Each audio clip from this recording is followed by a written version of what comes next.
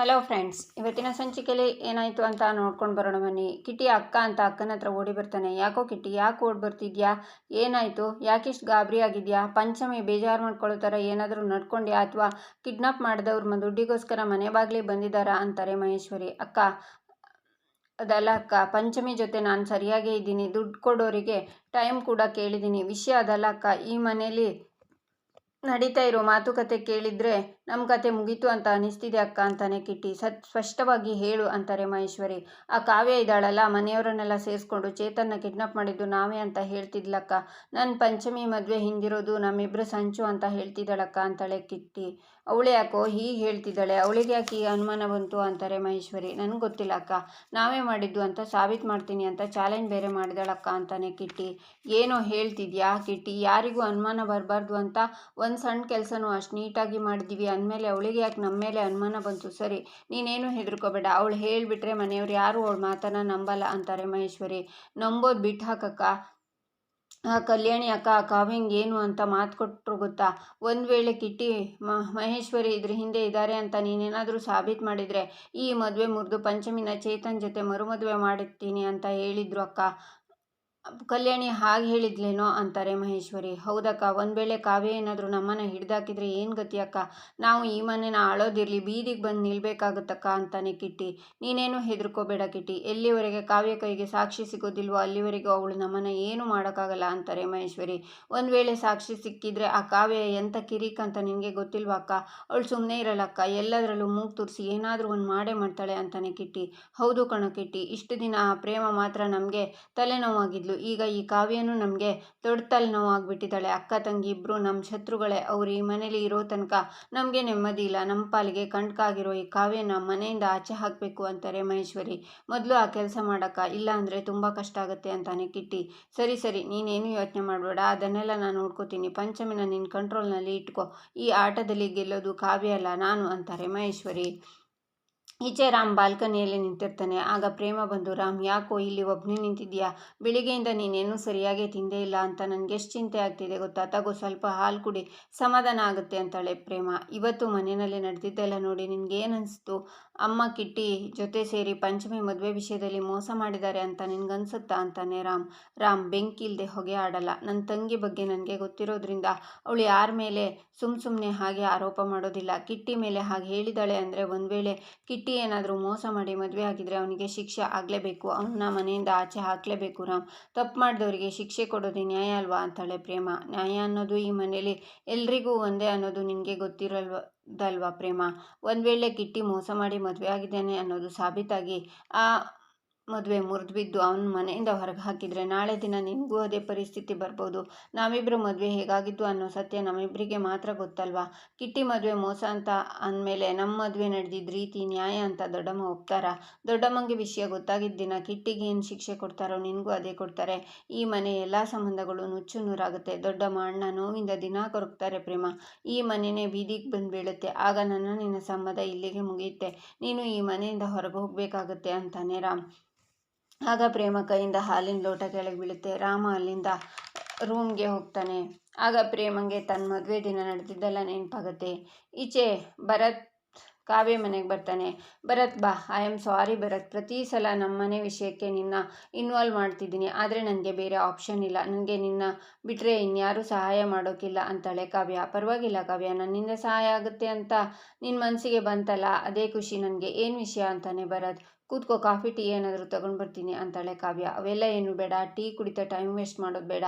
ನೀನು ಈ ಮಟ್ಟಕ್ಕೆ ನನ್ನ ಸೀರಿಯಸ್ ಆಗಿ ಕರೆದಿದ್ಯಾ ಅಂದರೆ ವಿಷಯ ಏನೋ ದೊಡ್ಡದೇ ಇರಬೇಕು. ಮೊದಲು ಅದೇನು ಅಂತ ಹೇಳು ಅಂತಾನೆ ಭರತ್.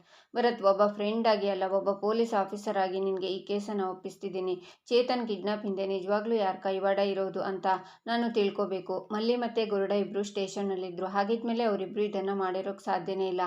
ಹಾಗಿದ್ದಾಗ ಇದನ್ನು ಯಾರು ಮಾಡಿರ್ಬೋದು ಅಂತಾಳೆ ಕಾವ್ಯ. ಕಾವ್ಯ ಹೇಳ್ತಾ ಇರೋದೇನು ಪಾಯಿಂಟು. ಮಲ್ಲಿ ಗರುಡ ಲಾಕಪ್ಪಲ್ಲಿದ್ದ ಮೇಲೆ ಇದು ಅವ್ರ ಕೆಲಸ ಅಲ್ಲ. ಹಾಗಿದ್ಮೇಲೆ ಮಾಡಿದ್ಯಾರು ಅಂತ ಭರತ್ ಯೋಚನೆ ಮಾಡಿ, ನನಗೂ ಅದೇ ಡೌಟು ಕಾವ್ಯ. ಕಾವ್ಯ, ನಿನಗೆ ಯಾರ ಮೇಲಾದರೂ ಅನುಮಾನ ಇದೆಯಾ ಅಂತಾನೆ ಭರತ್. ಭರತ್, ಈ ವಿಷಯ ಎಲ್ಲೂ ಹೊರಗಡೆ ಲೀಕ್ ಆಗಬಾರ್ದು, ಮನೆ ಮರ್ಯಾದೆ ಹೊರಟೋಗುತ್ತೆ. ನನಗೆ ಕನ್ಫರ್ಮ್ ಇಲ್ಲ, ಜಸ್ಟ್ ಅನುಮಾನ ಇದೆ ಅಷ್ಟೇ. ನೀನು ಸತ್ಯನ ಹೊರಗಡೆ ಎಳಿಬೇಕು. ನನಗೆ ಈ ಸಂಚಿಂದೆ ಕಿಟ್ಟಿ ಮತ್ತು ಮಹೇಶ್ವರಿ ಅತ್ತೆ ಕೈವಾಡ ಇದೆ ಅಂತ ಅನಿಸ್ತಿದೆ ಅಂತಾಳೆ ಕಾವ್ಯ. ಕಾವ್ಯ ಏನು ಹೇಳ್ತಿದ್ಯಾ? ಕಿಟ್ಟಿ ಮೇಲೆ ಅನುಮಾನ? ನೀನು ತಮಾಷೆ ಮಾಡ್ತಿಲ್ಲ ತಾನೆ? ಅಲ್ಲ ಕಾವ್ಯ, ಅವತ್ತು ಚೇತನ್ ಕಿಡ್ನಾಪ್ ಆದಾಗ ಮನೆ ಮರ್ಯಾದೆ ಹೋಗಬಾರ್ದು ಅಂತ ಮುಂದೆ ಬಂದು ಮದುವೆ ಆಗಿದ್ದು ಕಿಟ್ಟಿನೇ ತಾನೆ? ನೀನು ಅವನ ಮೇಲೇ ಅನುಮಾನ ಪಡ್ತಿದ್ಯಾ ಅಂತಾನೆ ಭರತ್. ಇಲ್ಲೇ ವಿಷಯ ಇರೋದು ಭರತ್. ಪಂಚಮಿ ಮದುವೆ ನಿಂತೋಗಿ ಮನೆ ಮರ್ಯಾದೆ ಹೋಗ್ತಾ ಇದೆ ಅಂದಾಗ ಕಿಟ್ಟಿ ಅಷ್ಟು ಈಸಿಯಾಗಿ ಪಂಚಮಿನ ಮದುವೆ ಆಗೋಕೆ ಹೇಗೆ ಒಪ್ಕೊಂಡ್ರು? ಅದು ಅಲ್ಲದೆ ಚೇತನ್ ವಾಪಸ್ ಬಂದಾಗ ಕಿಟ್ಟಿ ದೊಡ್ಡ ಮನ್ಸು ಮಾಡಿ ಪಂಚಮಿನ ಬಿಟ್ಕೊಡ್ಬೋದಿತ್ತು. ಆದರೆ ಹಾಗೆ ಮಾಡಲಿಲ್ಲ. ಅಲ್ಲದೆ ಅತ್ತೆ ಚೇತನ್ ಮತ್ತು ಮನೆಯವರಿಗೆ ಅವಮಾನ ಮಾಡಿ ಮಂಟಪದಿಂದ ಹೊರಗೆ ಕಳಿಸಿದ್ರು. ಅಷ್ಟೇ ಅಲ್ಲ ಭರತ್, ಇವತ್ತು ಅವರಿಬ್ಬರು ಮನೆಯಿಂದ ಹೊರಗಡೆ ಮಾತಾಡ್ತಿದ್ದನ್ನು ನಾನೇ ಕೇಳಿಸ್ಕೊಂಡೆ. ಸರಿಯಾಗಿ ಕೇಳಿಸ್ಲಿಲ್ಲ, ಆದರೂ ಏನೋ ಕಿಡ್ನಾಪ್, ಹಣ, ಮದುವೆ, ಪಂಚಮಿ ಅಂತ ಏನೇನೋ ಪದಗಳು ಕೇಳಿಸ್ತು ಅಂತಾಳೆ ಕಾವ್ಯ. ತುಂಬ ಕ್ಲೆವರಾಗಿ ಯೋಚನೆ ಮಾಡ್ತಿದ್ಯಾ? ಪಾಸಿಬಿಲಿಟಿ ಇದೆ, ಆದರೆ ಇದರಿಂದ ಕಿಟ್ಟಿಗೇನು ಲಾಭ ಅಂತಾನೆ ಭರತ್. Very simple Bharat. ಪಂಚಮಿನ ಮದುವೆ ಆದರೆ ಕಿಟ್ಟಿ ಈ ಮನೆ ಅಳಿಯ ಆಗ್ಬೋದು. ಈಗಾಗಲೇ ಕೆಲಸ ಇಲ್ಲದೆ ಉಂಡಾಡಿ ಗುಂಡನ ಥರ ಅಲಿತಾಡ್ತಿದ್ದವನಿಗೆ ಈ ಮನೆ ಆಸ್ತಿ ಸಿಗುತ್ತೆ ಅಂತ ಅಂದ್ಕೊಂಡಿರ್ಬೋದು. ಪಂಚಮಿಗೋಸ್ಕರ ಈ ಮನೆಯವರು ಮಹಾದೇವ ಯಾವ ತ್ಯಾಗಕ್ಕೂ ಸಿದ್ಧ ಅಂತ ತಿಳ್ಕೊಂಡಿರ್ಬೋದು. ಅದಕ್ಕೆ ಮಹೇಶ್ವರಿ ಅತ್ತೆನೂ ಸಪೋರ್ಟ್ ಮಾಡಿರ್ತಾರೆ ಅಂತಾಳೆ ಕಾವ್ಯ. ಸರಿ ಕಾವ್ಯ, ನಾನು ಈ ವಿಷಯನ ಸೀರಿಯಸ್ ಆಗಿ ತಗೋತೀನಿ. ಆ ಕಿಟ್ಟಿ ಇಡೋ ಪ್ರತಿ ಹೆಜ್ಜೆಲೂ ನನ್ನ ಕಣ್ ಇರುತ್ತೆ ಅಂತಾನೆ ಭರತ್. ಆಗ ಕಲ್ಯಾಣಿ ಬಂದು, ಭರತ್, ಕಾವ್ಯ ಹೇಳಿದ್ದನ್ನು ನಾನು ಕೇಳಿಸ್ಕೊಂಡೆ. ಇದ್ರ ಹಿಂದೆ ಯಾರೇ ಇದ್ದಿರ್ಬೋದು, ಅವ್ರು ಯಾರು ಅಂತ ನನಗೆ ಗೊತ್ತಾಗಬೇಕು. ನನ್ನ ಮಗಳ ಬದುಕನ್ನು ಹಾಳು ಮಾಡಿದವ್ರನ್ನ ನಾನು ಮಾತ್ರ ಸುಮ್ಮನೆ ಬಿಡಲ್ಲ ಅಂತಾರೆ. ಅಮ್ಮ, ನೀವು ಧೈರ್ಯವಾಗಿರಿ. ನಿಮ್ಮ ಮಗಳ ಜೀವನದ ಮೇಲೆ ನನಗೂ ಕಾಳಜಿ ಇದೆ.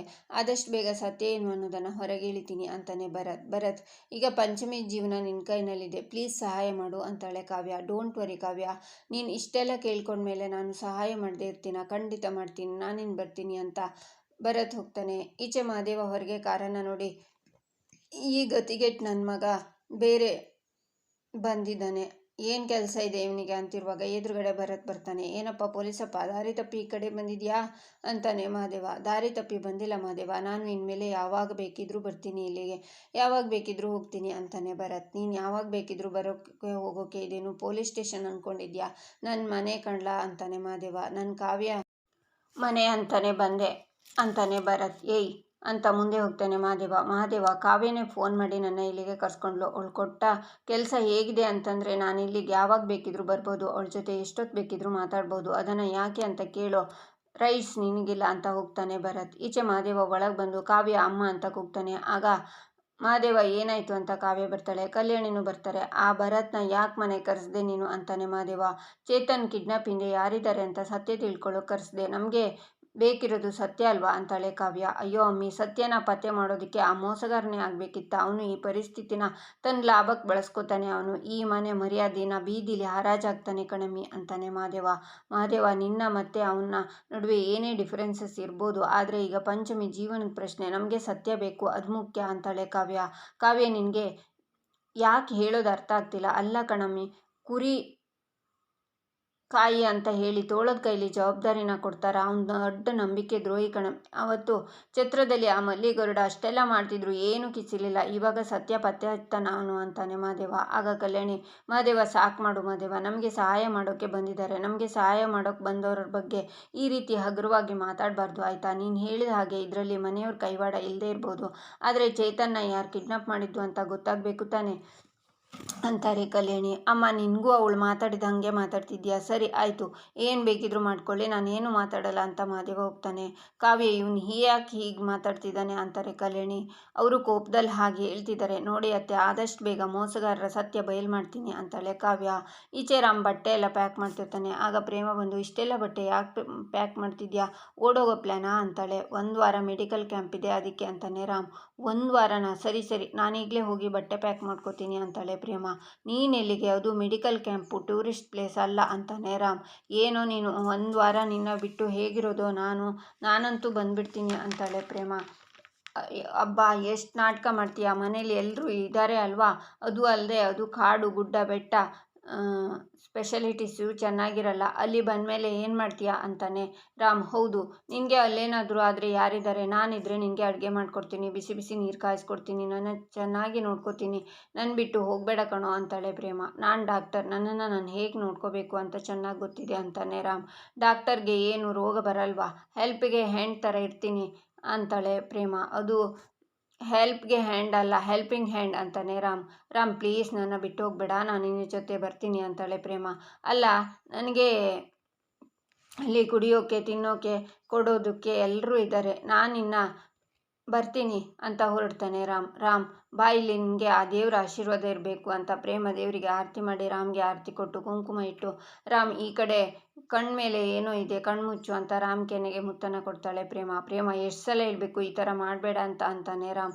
ನನ್ನ ಕರ್ಕೊಂಡು ಹೋಗು ಅಂತಾಳೆ ಪ್ರೇಮ. ನಾನು ಬರ್ತೀನಿ ಬಾಯ್ ಅಂತ ರಾಮ್ ಹೊರಡುವಾಗ, ರಾಮ್ ಒಂದು ನಿಮಿಷ ಇರು ಅಂತ ಅವನ ಕೈಗೆ ದಾರಾನ ಕಟ್ತಾಳೆ ಪ್ರೇಮ. ಸರಿ ನಾನು ಹೊರಡ್ತೀನಿ ಬಾಯ್ ಅಂತಾನೆ ರಾಮ್. ಆಗ ಮತ್ತೆ ಪ್ರೇಮ ರಾಮ್ ಅಂತಾಳೆ, ಏನೇ ಪ್ರೇಮ ನಿಂದು ಅಂತಾನೆ ರಾಮ್.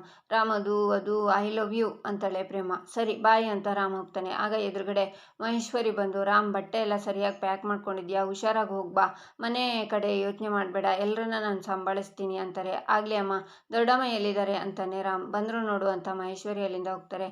ದೊಡ್ಡಮ್ಮ ನಾನು ಮೆಡಿಕಲ್ ಕ್ಯಾಂಪ್ಗೆ ಹೋಗ್ತಿದ್ದೀನಿ, ಆಶೀರ್ವಾದ ಮಾಡಿ ಅಂತ ನಮಸ್ಕಾರ ಮಾಡ್ತೇನೆ ರಾಮ್. ಒಳ್ಳೇದಾಗಲಿ ಅಂತಾರೆ ಕಲ್ಯಾಣಿ. ಅತ್ತೆ ನನ್ನೂ ಈ ಸಲ ಕರ್ಕೊಂಡು ಹೋಗೋ ಕೇಳಿ ಅತ್ತೆ ಅಂತಾಳೆ ಪ್ರೇಮ. ರಾಮ್ ಪ್ರೇಮನ ಕರ್ಕೊಂಡು ಹೋಗು ಅಂತಾರೆ ಕಲ್ಯಾಣಿ. ದೊಡ್ಡಮ್ಮ ಅಲ್ಲಿ ಇವಳ ಅವಶ್ಯಕತೆ ಇಲ್ಲ ಅನ್ಸುತ್ತೆ ಅಂತಾನೆ ರಾಮ್. ಮೆಡಿಕಲ್ ಕ್ಯಾಂಪ್, ಇವಳು ಬರೋ ಹಾಗಿಲ್ಲ, ಬರ್ತೀನಿ ಬಾಯ್ ಅಂತ ಓಡೋಗ್ತಾನೆ ರಾಮ್. ನೋಡಿ ಅತ್ತೆ, ಒಂದು ವಾರ ಅವನ್ನ ಬಿಟ್ಟು ಹೇಗಿರೋದು ಅತ್ತೆ ಅಂತಾಳೆ ಪ್ರೇಮ. ಅಯ್ಯೋ ನನ್ನ ವಿರುದ್ಧ ಮುದ್ದು ಸೊಸೆ, ಯಾಕಿಷ್ಟು ಬೇಜಾರು ಮಾಡ್ಕೋತೀಯಾ ಪ್ರೇಮ, ಅವನು ನಿನ್ನ ಕರ್ಕೊಂಡು ಹೋಗದೆ ಇದ್ರೆ ಏನಂತೆ, ನೀನು ಒಬ್ಬಳೇ ಅಲ್ಲಿಗೆ ಹೋಗ್ಬಿಡು ಅಂತಾರೆ ಕಲ್ಯಾಣಿ. ಈಚೆ ಮಹಾದೇವ ಕಾವ್ಯನ ಹತ್ರ ನಿನಗೋಸ್ಕರ ಏನು ಬೇಕಿದ್ರು ಕೊಡಬೇಕು ಅನ್ಸತ್ತೆ, ಏನು ಬೇಕು ಅಂತ ಕೇಳು, ಈ ಮಹಾದೇವ ಕೊಡ್ತಾನೆ ಅಂತಾನೆ. ಡಿವೋರ್ಸ್ ಪೇಪರ್ಸ್ ಅಂತ ಪೇಪರ್ಸ್ನ ಕೊಡ್ತಾಳೆ ಕಾವ್ಯ. ಇದಕ್ಕೆ ಸೈನ್ ಮಾಡಿಕೊಟ್ರೆ ನೀನು ಸಂತೋಷವಾಗಿರ್ತೀಯಾ ಅಂತಾನೆ ಮಹಾದೇವ. ಇರ್ತೀನಿ, ತುಂಬ ಖುಷಿಯಾಗಿರ್ತೀನಿ ಅಂತಾಳೆ ಕಾವ್ಯ. ನನ್ನ ಕೊನೆ ಉಸಿರಿರೋವರೆಗೂ ನಾನಿನ್ನ ಮರೆಯೋಕ್ಕಿಲ್ಲ, ತಗೋ ಅಂತ ಡಿವೋರ್ಸ್ ಪೇಪರ್ಸ್ಗೆ ಸೈನ್ ಮಾಡಿ ಕೊಡ್ತಾನೆ ಮಹಾದೇವ. ಇಲ್ಲಿಗೆ ಈ ಸಂಚಿಕೆ ಮುಕ್ತಾಯವಾಗುತ್ತೆ. ಮುಂದಿನ ಸಂಚಿಕೆಗಾಗಿ ನಮ್ಮ ಚಾನಲನ್ನು ನೋಡಿ, ಸಬ್ಸ್ಕ್ರೈಬ್ ಮಾಡಿ, ಲೈಕ್ ಮಾಡಿ, ಸಪೋರ್ಟ್ ಮಾಡೋದನ್ನು ಮರಿಬೇಡಿ.